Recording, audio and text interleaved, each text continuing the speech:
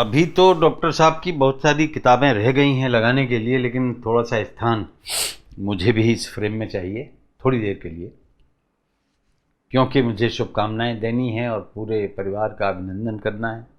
Doctor साहब दीर्घायु हों। 1 जुलाई वर्षगांठ है। उनकी माँ ने बताया था कि अगर बाज़ार जा रहे हो तो एक रस्सी छोटी सी डाल लो जेब में, उसमें गांठ लगा लो, जितनी चीज़ें मैंने मंगाई हैं लेके आना। तो ये जो वर्षगांठ है, कितनी सारी चीज़ें हम लेना चाहते हैं आपसे, कितनी आपको भेंट स्वरूप देना चाहते हैं और कामना करते हैं कि डॉक्टर कुंवर बेचैन अपने हस्ताक्षरों की तरह गोलायमान, अपनी चिड़िया की तरह, अपने वृक्षों की तरह, अपने हाथी की तरह, चिड़िया की चोंच की तरह, दाती के हाथ की तरह अपनी मुस्कान बांटते रहें। मुझे पुस्तक के मामले में उन्होंने सदैव धन्य किया है। सारी पुस्तकें उन्होंने मुझे भेंट की हैं, चित्र बना के और अच्छे प्यारे से संबोधन ऊपर जड़ने के बाद में। जो पहली किताब उन्होंने दी थी, एक बस यात्रा में हम यूपी में कहीं से कहीं जा रहे थे, वो थी पिन बहुत सारे। और बस में बहुत निकट बैठने का सुयोग होता है। पहली बार उनके हाथ का दबाव अपने हाथ पे मैंने महसूस किया और वो छोड़ते नहीं थे हाथ को। आत्मीयता निरंतर आपके अंदर प्रविष्ट होती जाती थी। फिर सारे घरेलू संवाद होने लगे। मैं अपने परिवार के बारे में, बच्चों के बारे में बताने लगा। सन 80 के करीब की बात है, 81, तब बिटिया आई थी हमारी। और उन्होंने बताया कि प्रगीत हमारे इन दिनों शायरी करने लगे हैं, गज़ल कहने लगे हैं 10-1 साल की उम्र में, तो क्यों ना करेंगे, ज़रूर करेंगे। प्रगीत की पत्नी भी अच्छी कविताएं करती हैं, संतोष भाभी को प्रणाम करता हूँ। तो वो किताब थी पिन बहुत सारे, और उन्होंने सुनाई भी उसकी पंक्तियाँ कि इस समय की मेज़ पर रखी हुई जिंदगी है पिन कुशन जैसी, दोस्ती का अर्थ चुभना हो गया है और चुभने के लिए हैं पिन बहुत सारे। ये प्रारंभिक नहीं, बल्कि उस प्रौढ़ता के साथ जिसमें शिकायत होती है, वो तीखा स्वर पिन बहुत सारे में मिलता है। ये स्वर टिकता नहीं है, लेकिन जब पिन चुभते हैं, सहायता नहीं मिलती, सहयोग नहीं मिलता, आत्मीयता नहीं मिलती, तो फिर विकल्प क्या है? टूट जाओ, हार जाओ। डॉक्टर साहब कभी ज़िंदगी में हारे नहीं। उन्होंने हर नकारात्मकता को, हर झिड़कन को, हर उलझन को सकारात्मक बना के सुलझा लिया और जीवन को एक रास्ता दिया। क्या हुआ उसके बाद कि उन्होंने पसीने की नदी बहा दी। ये भी किताब का नाम है, नदी पसीने की। और उसमें गरीब वर्ग, मुफलिस वर्ग के जो बिंब आपको मिलेंगे वो अद्भुत हैं। ठठरी में उफनते हुए इस गर्म लहू ने, मजदूर की विधवा ने, गुलाबों की बहू ने, इस ओर से मैंने, वहां उस ओर से तूने, आवाज लगाई है पसीने की नदी में, खुशबू से मटाई है पसीने की नदी में। पसीने की नदी में डुबकी लगाने के बाद जो लहरें हैं वो भी जीवन से जुड़े हुए उनके अनुभवों से निकल के आती हैं। लहरें रस्सी नुमा दिखाई देती हैं और जो भंवर होती है वो लगता है कि गांठ है। तो वो माँ के द्वारा बताया गया कोई बिंब हो, माँ कितने उनको अपने आत्मीयता के आंचल में रखती हैं, अपनी खुशबू में बनाए रखती हैं, अपने प्राणों में बनाए रखती हैं। तो उन प्रतीकों को डॉक्टर साहब खूब इस्तेमाल करते हैं और अभी तक करते हैं। आंगन की अलगनी में भी वही रस्सी काम में आती है। उसी से पता नहीं कितने मध्यवर्गीय बिंब लटक रहे हैं, कितने गीत, नवगीत और फिर कालांतर में गज़ल में ढल के आते हैं। वो हर आंसू को दुख का उपादान नहीं बनाते, बल्कि उससे सुख का स्रोत ढूंढते हैं। आप आंसू समझ रहे हैं कुंवर, क्या पता दर्द के ठहाके हों। क्या बात है, बहुत अच्छा। आंसू को मुस्कान ही नहीं, ठहाका बना देने की क्षमता डॉक्टर साहब रखते हैं। और उन तकलीफ़ों का भी जिक्र करते हैं जो जीवन में आती हैं। एक किताब का नाम है धूप चली मीलों तक। अपनी धुन उनकी हर गीत की अलग होती है। ये एक और अद्भुत उनके अंदर कौशल है। जिंदगी यूं भी जली मीलों तक, चांदनी 4 कदम धूप चली मीलों तक।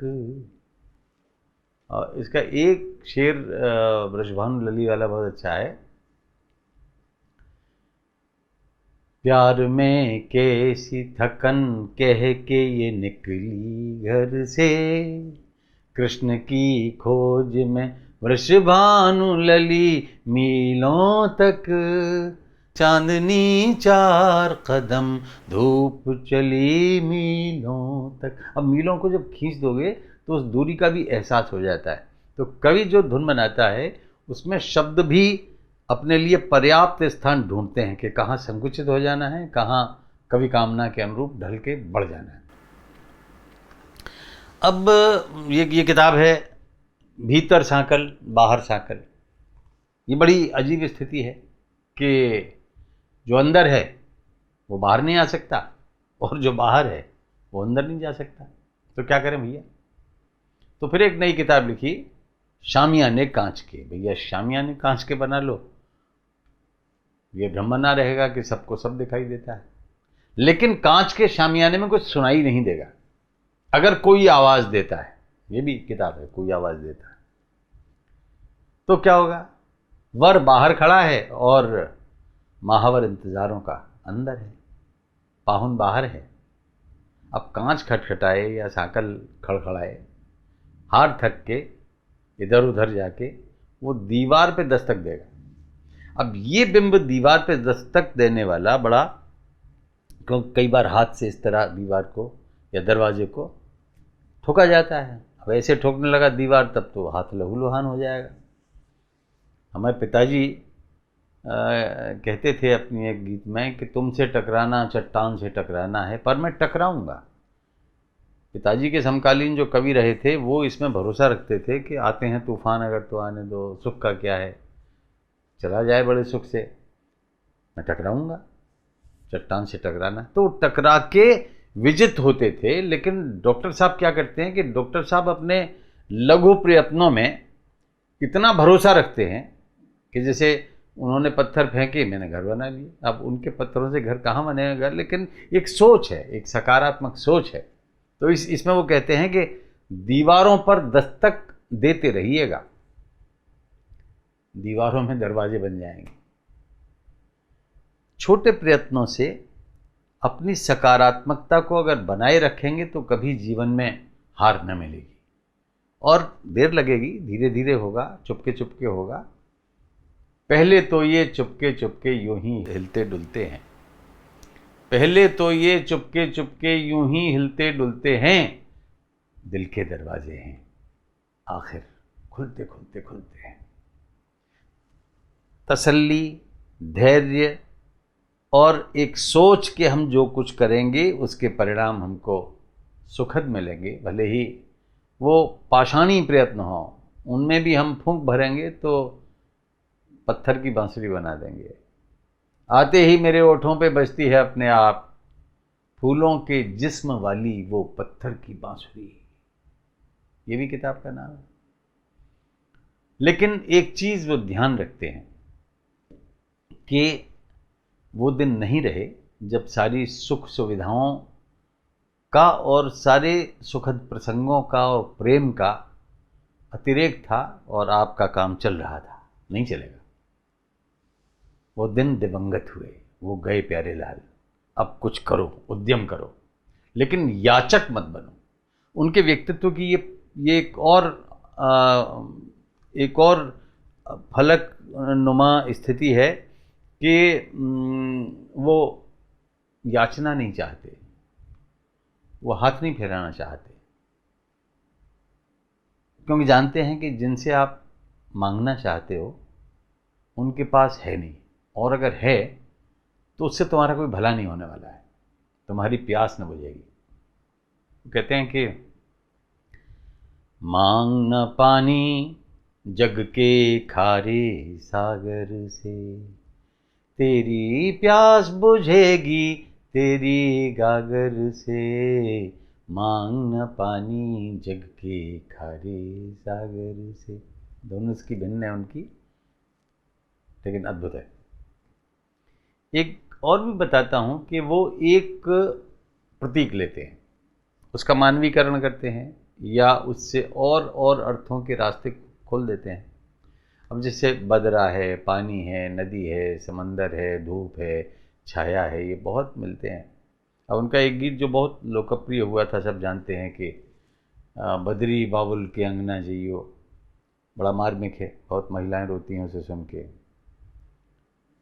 बिटिया बदरी से निवेदन कर रही है कि बाबुल के पास जाओ, हाल पता करो। लेकिन बाबुल ने जिस दिन विदा किया था तो उनको भी ऐसा लगा जैसे मैंने बदरी अपने घर भेज दी है, ये उल्टी तरफ की यात्रा है। तो वो भी आपको ध्यान ही नहीं होगा, पढ़ा होगा तो याद होगा। लेकिन वो कहते हैं कि बदलियां आंसू बहाकर घर गईं। उनके आंसू कितने देर रहे पता नहीं, वो तो वहाँ जाके घर में अपना सुख लोक में पहुँच गईं।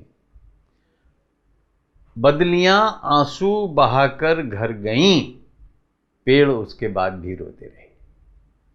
देखिए, ये प्रकृति को करीब से देखने वाले लोग इस नज़र से, उनकी निरीक्षण की क्षमता से अभिभूत हुए बिना रह नहीं सकते कि पेड़ कितने दिन तक रोता रह सकता है।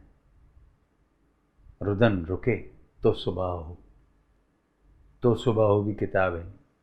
नदी बोली समंदर से, उनका कैसे हमने यहाँ बनवा के लेके गए थे अमेरिका जब गए थे। उपन्यास लिखा, मरकत द्वीप की मणि, मरकत द्वीप की नीलमणि। और परेशानियों में झुलस कर सौंदर्य को नष्ट करना कितना गलत है। उनकी किताब है झुलसो मत मोर पंख, सतरंगे बने रहो, सजे रहो श्यामा के श्यामल शुभ भाल पर। और अगली लाइन देखिएगा, कढ़े रहो राधा के मन के रूमाल पर। एक चीज़ और उनके पाठकों ने या उनके शोधार्थियों ने देखी होगी कि समर्पण का जो पृष्ठ होता है उनका, सारे नाम होते परिवार के लोगों के, अपने गुरुजन के, मित्रों के, कोई नूर साहब के लिए होगा, कोई संतोष भाभी के लिए, प्रगीत और वंदना का नाम भी आएगा, और भी लोगों के नाम आते हैं। और एक नाम और आता है लय राधिका के लिए। अब ये लय राधिका कौन है? शरीरी है, अशरीरी है, शरारत करने वाली शरीरी है, या क्या है? तो वो है मूलतः उनकी कविता, और वो उसको तरह तरह से व्याख्यायित करते हैं। उनकी एक किताब जिसमें उन्होंने 8 संकलनों का एक संकलन बनाया था, 8 स्वरों की बांसुरी। उसमें बड़े अच्छे सकारात्मक पक्ष हैं, और उसमें ये जो लय राधिका है, ये और अच्छे ढंग से हमें दिखाई देती है, क्योंकि उसका मूल स्वर प्रेम का है। बिंब क्या है, प्रतीक क्या है, प्रतिबिंब क्या है, और अपना प्रतिबिंब आप दर्पण में देख के कौन सी छवि लेते हैं। अगर चौंध वाली है, अगर दर्पण को सूर्य की तरफ दिखा दोगे तो ऐसी चौंध निकलेगी कि आप झेल ना पाओगे। लेकिन उस चौंध के पक्ष में नहीं है डॉक्टर साहब, वो दूसरा प्रतिबिंब वृक्ष का देखते हैं, उसकी छाया के रूप में, जिसमें मुसाफिर, यात्री, थका हुआ इंसान 2 पल बैठ सकता है। तो वो ये कहते हैं कि, और मानते हैं कि चकाचौंध को छाया बना देने का काम ही जो शक्ति करती है उसका नाम है कविता। छाया बनाना है उस चकाचौंध को, धूप को, ऊष्मा को, तपन को।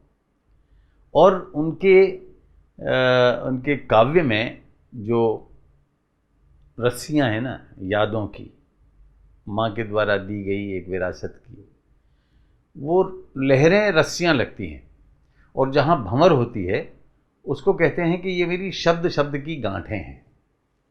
तो शब्द गांठों से कविता की रस्सी बुनने के बाद भले ही आपको विरह से गुजरना पड़ा हो या संयोग की गलियारों में काफ़ी नैन मटक्का हुआ हो, वो मानते हैं कि प्रेम एक अद्भुत शक्ति है। लेकिन यदि किसी आदमी के अंदर ये शक्ति है कि वो प्रेम को प्रार्थना में तब्दील कर सकता है, तो कविता बन जाती है। बड़े बड़े अफलातून अगर शायरी के फ़ाइलातुन मफ़ाइलुन फ़ेलुन को या उनके द्वारा इनके जो छंदों के नाम दिए गए हैं उनके हिसाब से समझ लें, तो संयोग वियोग के साथ सारी मानवता के प्रति जो प्रेम है उसको प्रार्थना बना लें। तो अब हम डॉक्टर कुंवर बेचैन का जन्मदिन मना लें। मैं निकलता हूँ, आप किस प्रकार से मनाएंगे आप मनाइए। मैं तो पहले इस रिक्त स्थान की पूर्ति करूँगा। इतनी सारी किताबें हैं, लगाता हूँ, इस फ्रेम को भरता हूँ और प्रेम से कामना करता हूँ कि डॉक्टर साहब दीर्घायु हों और खूब देर तक मीलों नहीं, योजनों नहीं, आयोजनों में अपने स्वर से, अपने साहित्य से अपने प्रेमियों को सरसाते रहें और गीली मिट्टी पे पानी बरसाते रहें। बहुत बहुत मुबारक हो आपको डॉक्टर साहब।